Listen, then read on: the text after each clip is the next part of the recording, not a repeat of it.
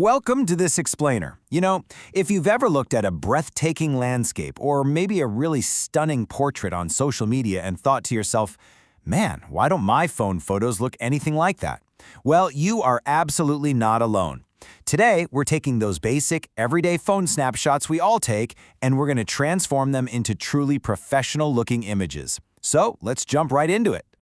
So, what makes a phone photo look professional? It is incredibly tempting to just blame our equipment, right? We kind of always think that taking a truly great photo requires this massive camera body and a heavy bag full of ridiculously expensive lenses. But honestly, that's just not true anymore, especially with the insanely powerful device sitting in your pocket right now. Taking a great photo is actually much less about the gear you own and almost entirely about mastering a very specific formula. Okay, let's dive into this. As the photography blog Travel Biography puts it, just like cooking, certain combinations always work well. For example, tomato, basil, and olive oil. You can't go wrong with that. I want you to start thinking of your photography exactly like a recipe from now on. The essential ingredients here, they aren't megapixels. They're light, composition, and color grading. If you get these fundamental ingredients right, you've got an absolute masterpiece on your hands. Here's a quick roadmap for today's explainer. First, we'll cover the photography recipe. Second, mastering light and shadow. Third, optical versus algorithmic creation. And finally, your AI editing workflow. All right, Section 1, the photography recipe. We're going to guide you all the way from prepping your raw ingredients to pulling the final plated dish right out of the computational oven. Let's start with 4 really actionable composition tips to creatively balance your frame long before the software even gets involved. First up, minimal subject. Basically, keep your background clean. Only include 1 or 2 things in the picture so the viewer's eye knows exactly where to look. Second, play with shadows. Keep an eye out for long, dramatic shadows on the ground or against walls. Early morning or late afternoon is perfect for this. Third, use shapes, textures, and patterns. Try making those the actual focal point of your picture instead of just always relying on a person or a building. And finally, subframing. This is super fun. Use a window, a doorway, or even tree branches to create a picture frame within your actual photo. It really highlights your main subject. Listen, if you take away just one single thing from this first section, please let it be this golden rule. Keep it simple. When we shoot with our phones, we get so excited and try to capture literally everything all at once. But visual clutter is the absolute enemy of a great mobile shot. A clean, uncluttered composition guarantees your main focus stays crystal clear. Okay, let's move to Section 2 and see how this builds. Mastering light and shadow. If composition is our raw ingredients, light is basically the heat we use to cook them. Phone lenses can be super tricky, so here are 3 very direct steps for handling difficult lighting. Number 1, avoid shooting directly into the sunlight. Phone sensors really struggle with intense, direct sun. Instead, try shooting during the blue hour, that magical little window just before sunrise or just after sunset when the light is incredibly soft and even. Number 2, keep the phone steady for night mode. And number 3, use a tripod to eliminate shake. Now, why is a tripod so crucial? Well, when the light is low, your phone needs a longer exposure time to gather it. A simple, cheap phone tripod lets that tiny sensor capture clean, amazingly sharp files during those long exposures. Otherwise, your natural, overly caffeinated handshake is just going to turn the whole image into a blurry mess. To really wrap our heads around why light is so tricky for phones, we have to talk about the physical limits of optical physics. To put this into perspective, a full-frame DSLR sensor is massive. We're talking about 36 by 24 millimeters, but a flagship phone sensor, it's tiny. It's roughly the size of your pinky fingernail, often around 1/1.28 inches.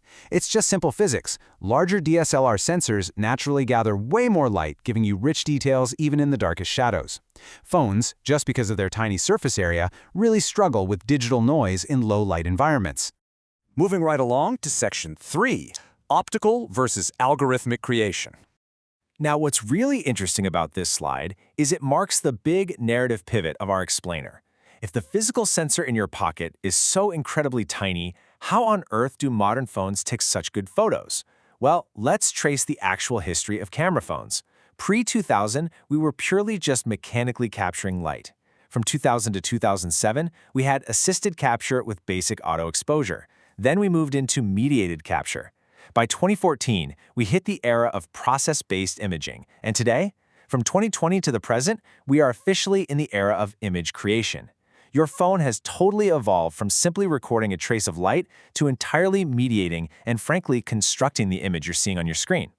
Let's contrast these two worlds side by side to really drive this point home. On the left, we've got optical physics. This is your traditional DSLR. It's gathering light and making an indexical trace of reality in one single exposure. Boom, done. But on the right, we have computational intelligence. This is your smartphone. When you tap that shutter button, it is definitely not taking one photo. It is firing off dozens of frames in under a single second.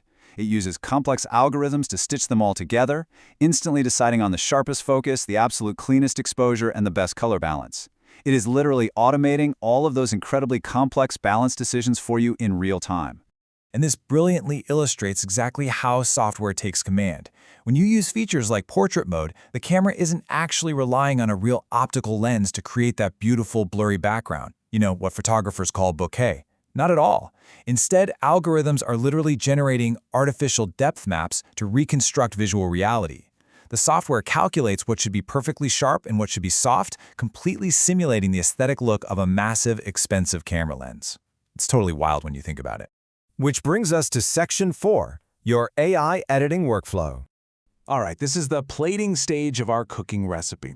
The photos taken, the algorithms have done their initial heavy lifting, and now it is time to use modern AI post-production apps to serve up the final product. So the crucial point is simply knowing which tool matches your specific creative need. If you need precision, like pristine color grading and raw support for portraits or product shots, Lightroom Mobile is absolutely your best bet. If you're going for pure creativity, like using generative fill to expand a background or magically erase a distracting object, Adobe Firefly brings that AI power safely right to your fingertips. And if you honestly just need speed, resizing things and grabbing quick templates for your social media channels, Adobe Express is definitely the fastest way to get your content posted.